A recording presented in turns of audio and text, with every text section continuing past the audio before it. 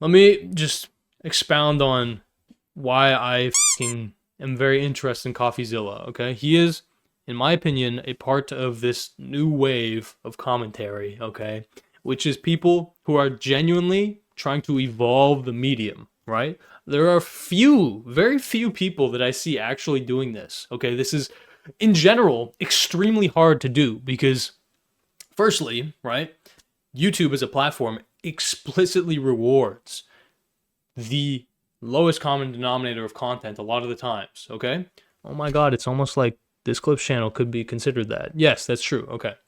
But the point that I'm getting at is like, YouTube really does reward just kind of regurgitating information, not adding too much nuance, right? Not, thinking too hard about situations, right? You want to be first to the story. It really is kind of like, especially with drama, it often is like a kind of news cycle type situation, right? And so, yeah, there's a lot of content farm type channels. But the reason that I look at CoffeeZilla with such a level of intrigue is that he has managed to kind of have a bit of a formula, right? Just to make it so that he can upload relatively regularly. Okay, this is the big thing. Nerd City, again, is another person that I look to, and I'm like, that guy is an innovator. That guy is evolving the medium. But Nerd City, of course, famously, along with myself, never fucking upload. You know what I mean? That's the meme or whatever. Obviously, Nerds uploaded twice this year, which is fantastic, and hopefully more in 2024. But the point is, it's like, clearly this level of quality, there's just, it like takes too much out of them or something, right? CoffeeZilla, the way that he has kind of seemingly, been able to fight this off is to create a certain level of standardization, all right? Like a healthy standardization that acts as like a basis for making output, a little bit easier, right? And while doing this semi-standardization, he is also simultaneously like really truly innovating, you know what I mean, with specifically the 3D sets that he is setting up. Yeah, Coffee, like, again, he's even shown me some of the shit that he's been working on for these 3D sets, and the shit goes deeper than what he I guess shows in his videos. Like, the guy is just very ambitious. I can fucking sense it, and I respect it, and I'm paying attention to it for that reason, right? Because I'm also a little bit ambitious, you know what I mean? And I feel like I have high potential, right? To subvert the genre or whatever. And so this is the big thing, right? If you're making standardized content, you pretty much are at the beck and call of whatever is the latest drama, right? Whatever is the newest thing, okay? You need to basically be putting out the most relevant bullshit, okay? You need to be the first to the story, or you need to be established and get to a story, whatever. And basically, it's a race to the bottom, okay? New drama breaks, I've got to make my video before it's saturated, right? But if you are, aiming for a higher level, well, you're not now really like fighting for the bottom, you know what I mean? You don't need to feel insecure about your content. You know the content's good. You get to focus on actually making that dope ass content, right? And so this is the idyllic cycle to me of being a YouTuber, right? You are not stuck on the hamster wheel, right? You can actually, put time into your work and make something that genuinely is just better than the platform fucking deserves. You know what I mean? Basically, yeah, like when you make Netflix quality commentary, well, what is that, right? I genuinely believe this is like a new genre that is extremely young, right? Again, this is one of these things where it's like streaming too. Streaming is very, very young, but streaming is so standardized and so boring and has such a perception of laziness that people just see streams and they think to themselves, low effort, dog shit, dog ass, no one cares, you know what I mean? This is not exciting, nothing, whatever. But that's the biggest reason why I think there is tons and tons of room to innovate, okay, on streaming and on commentary, because commentary people, again, associate kind of with fucking yapping, fucking talking about nothing, being boring, little fucking pricks, just spewing out garbage and getting paid for it, money for nothing, and your chicks for free. Except we don't have many chicks in the commentary community. We're all gay. And so, the point, though, being, that I think commentary, again, because there is this saturation, it truly is saturated. A lot of fucking people are commentators, right? Of many creeds and whatever. Because it's so, underwhelming a lot of the times, other people's offerings, there is huge potential to fucking evolve the genre, okay? And I do believe that CoffeeZilla is a fucking pioneer of this genre, okay? Again, we're very, very early in this genre. Whoa. Anyway, so enough fucking glazing. The biggest thing, though, that I'm paying attention with Coffee is, yes, his systems. Like, how the fuck does this guy have such good output? And obviously, the narrative aspect that he is introducing into his videos. I think it's very intriguing. Obviously, he's leaning into a Blade Runner aesthetic, specifically the original Blade Runner movie, right? Because he's a kind of a detective.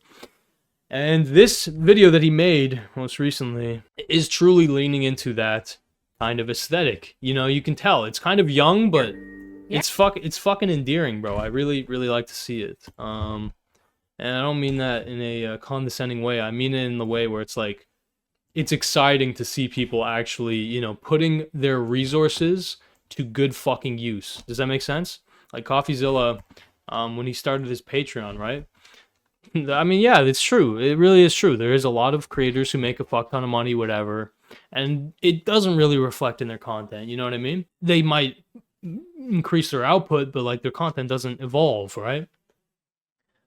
When I see people actually, making the money, and it's clear that it's like, holy shit, like there's an evolution, and importantly, the views follow, like they actually get more views as they innovate. Very, very difficult thing to do, by the way, to innovate and to grow. Very difficult, okay? Because, a lot of the times when YouTubers try and branch out or do like an interesting thing, yeah, it just falls flat on its face, okay? And it's not always their fault. It might just be the audience that they fucking harvested is just not interested in that shit. I'm a bad boy. Woo! Thank you, Matt. Yeah, the point though is I really like what he's doing with Technicals, another, friend of the show. Technicals obviously is the main robot character in Coffee's universe. And I'd be very excited to work with CoffeeZilla. Like, this is truly a thing where Nerd City, I'm thankful to be able to interact with. Coffee to an extent, of course. I don't know him as well, but the point is like, I would rather be talking to these guys than fucking the vast, vast, vast majority of other YouTubers. I would probably rather be talking to these guys than Mr. Beast, who also follows me and is a personal friend of mine and is invited to my wedding and is gonna go. Okay, but yes, the point is though, CoffeeZilla is. He has extreme GOAT potential. Arguably already a GOAT, okay? And so, yeah, I'm just trying to learn, basically. I'm a student of the game, you know what I mean? Being a commentator, yeah, it's kind of lame, I guess. Probably from most people's standards, but, it's cool to kind of have something, right? I feel kind of all the mediums, this one is, at the very least, it's interesting, you know what I mean? It might not stand the test of time. Commentary tends to age pretty poorly. It's not as interesting as it ages, whatever. But maybe we can change that, right? We'll see. We will see. So, yeah, let's watch a little bit of specifically the narrative elements here. For at the factory. That's a pretty huge accusation. Where's the evidence? My question exactly. I got sent this. What exactly am I looking at here? What I just sent you is the pricing sheet from the Chinese factory, top left. You can see the invoice item says RVLT, meaning revolt. Yeah, so there's a ton of polish. There's a ton of true, honest kind of aesthetic being developed here, okay? Obviously, what would you say, the artifacts on this screen. But also keep in mind, pretty much every shot that you see CoffeeZilla in, this is like a 3D studio, okay? This is a 3D set that, is basically programmed to be pretty standardized and usable, you know what I mean? It's a world that he's creating. It's fascinating shit. MRB, Mr. Beast. There's unit order sizes and prices. And what are these ink marks? And I really like what he does with the robot character. The robot character is not just like a fucking total joke. It's like, he almost acts as the audience, you know what I mean? He's a tool for coffee to use to help relay information in a more digestible way. Very, very cool shit. That's where changes were made. See, somebody wrote down next to the factory prices, new prices. Sponsored. Higher prices. Sour Sneaky Stardust Talk moment. to Mr. Beast about this? Yes, we did. Nobody would talk on the record, but I confirmed that Revolt charged higher prices to their team, like it says in ink. Revolt charged more per item than they were actually paying the Chinese factories, according to their own insiders. Who else? He's such a cutie, bro. Look at this little fella. Little mustache. Anyway, I'm excited. I do wonder, big thing that I wonder, will Coffee at any point branch his series of videos into a running narrative? Or will it be more like, yeah, he's the character and each video is a completely separate, story. He's the detective in each video. You know what I mean? I assume the latter. You know what I mean? There won't be a ton of like any kind of meaningful, run through videos. But yeah, either way, this, like, look at this shit, bro. Like, this looks like a video game. You know what I mean? This is a YouTuber. This is an independent fucking production. Incredible, bro. This guy, extremely talented, underrated, genuinely. That might sound insane, but yeah. Did this happen to? That's the thing, we don't know. I asked around and the closest I got was an answer from a former employee. This person claims right as I was exiting the business, he started talking about that. The production manager said she could get the factories to write whatever she wanted on invoices. So it's definitely possible this happened more. It's hard to say. What I do know is when the money ran out, it all fell apart. What do you mean? Well, the merch business has a lot of middlemen. Okay. So look at this scene. This is all green screen. All of it.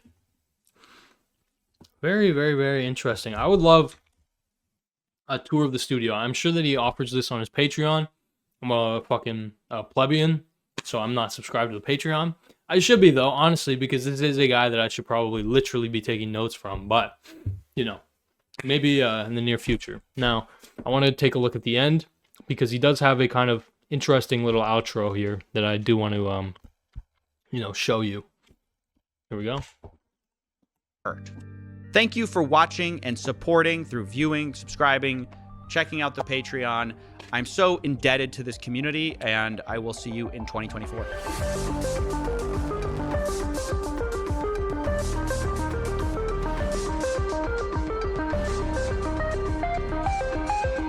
Now, the obvious part that I'm, putting off is the intro. The intro is also probably the most narrative that you'll find, which, to me, is a good sign, okay? Intros are very Mr. Beastified, and that's not a dig at my boy Jimmy.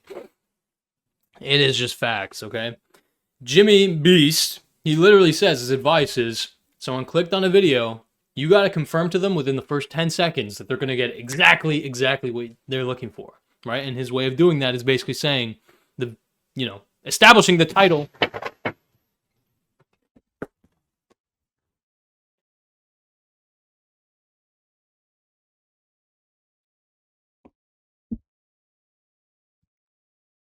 Okay, you guys got to pretend that this fucking thing's on. I'm not stupid enough to actually try and escape, but I did fucking secure some food, okay? I got fucking food for a good 2 days now.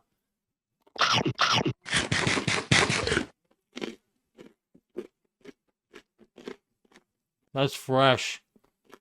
This is the CoffeeZilla dick riding stream. Buddhist, you got any criticisms of CoffeeZilla? Let's hear it. No, lol, no. Just that law tubers do what he does every day. Yeah, exactly. See, CoffeeZilla, the magic of his content is that he packages it in a way that is very consumable to mass audience. You know what I mean? Like, CoffeeZilla probably gets more people watching his shit that would be watching drama content, right? And in my opinion, yeah, it's probably better if they watch CoffeeZilla over, random drama content. Probably. Now, that's kind of, to me, the magic is more in, like, how does this fucker make, financial investigations exciting, right? And he does a great job of that. So I think that there's definitely notes to be taken, you know what I mean? If you can make math homework, interesting, well, I'll definitely find some fucking lessons to learn from you. Let's watch this intro. The biggest creators in the world are at the center of a scam, and I don't know if I should talk about it. Some have been defrauded, others are associated, and most are plain embarrassed. But I don't want to get sued. Balmer's Peak. I wonder what that means. It's probably a reference to his past content. I mean, what do you think I should do? Here, have a drink. And See, this is incredible. This is clearly he's testing the fucking bounds of his 3D, work. maybe start at the beginning. Thanks. It started 2 months ago. Hello, this is CoffeeZilla. I know who you are, and I've got some. This is goofy, huh? This is goofy, huh? But I still, I fuck with it. It reminds me of the dealer in Deal or No Deal. Very nostalgic. Hello, this is CoffeeZilla. I know who you are, and I've got some for you. Tell me more. Alright, well, this is for sure a lie. There's no way you look that cool. Okay, maybe I exaggerated the setting a bit, but I did get a call. See, this is fucked up, man. This is all 3D. This is insane. But I did get a call. This is not real.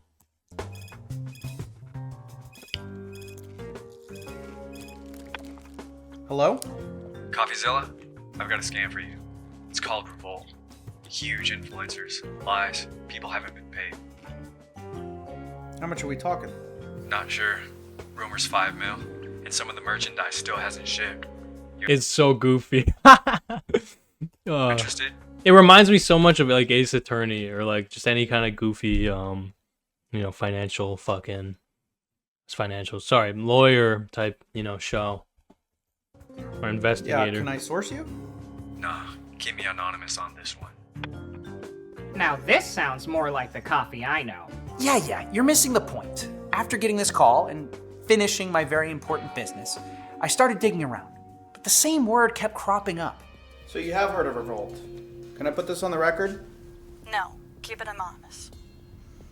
All right, this is great info, but how do you feel about going public? Sorry, keep my name out of it. Keep me Juicy. anonymous, please. Yeah, I can keep you anonymous, sure. I was hitting a wall and I was getting frustrated. Little by little, though, a picture emerged. Not fully on the record, not fully off. The voices of more than a dozen anonymous calls complaining about this one merch company, Revolt, run by a guy named Ryan Piacente. Look at this shit. Isn't he the guy who runs the Misfits? Yeah, the YouTuber group. I won't lie. I also want to learn about this Revolt company because of how incredible their influence was in such a small amount of time. Merch is an interesting thing to me just because I'm making my own now. I'm kind of trying to understand it. I'm, very interested in the logistics of it and whatever.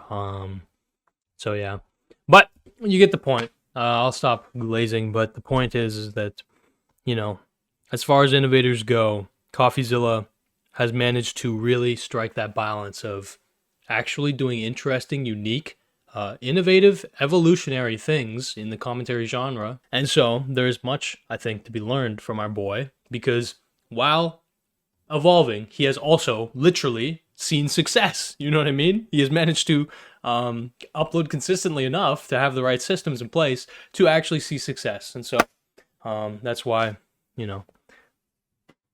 don't know. I'm just going to be a nerd and I'm going to take notes when I watch this shit because, yeah. You can go to gokamerch.com and pick up the Memento Mori shirt. I think it looks pretty good. I'm wearing a large. We've got a bunch of fun stuff there, and the prices are, in my opinion, the most reasonable you'll find on YouTube.